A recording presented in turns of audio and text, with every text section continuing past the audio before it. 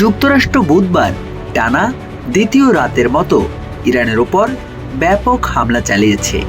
মার্কিন সামরিক বাহিনী দাবি করেছে গত ৪৮ ঘন্টায় তারা ইরানের ১৭০টি লক্ষ্যবস্তুতে আঘাত হেনেছে। উভয় পক্ষের মধ্যে যুদ্ধবিরতির মেয়াদ বাড়ানোর পর এটি ছিল সবচেয়ে বড় পরিসরে হামলা। মার্কিন সেন্ট্রাল কমান্ড জানিয়েছে এ তীব্র বোমাবর্ষণের উদ্দেশ্য হল হরমুজ প্রণালীতে বাণিজ্যিক জাহাজ ও নিরপরাধ বেসামরিক নাবিকদের ওপর হামলা চালানোর ক্ষেত্রে ইরানের সক্ষমতা আরও দুর্বল করে দেওয়া।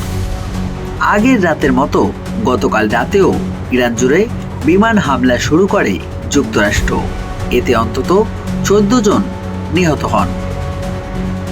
যুদ্ধবিরতির মেয়াদ বাড়াতে এবং একটি স্থায়ী শান্তি চুক্তির আলোচনার সুযোগ তৈরি করার লক্ষ্যে গত ১৭ জুন ওয়াশিংটনে তেহরান একটি সমঝোতা স্মারক স্বাক্ষর করেছিল।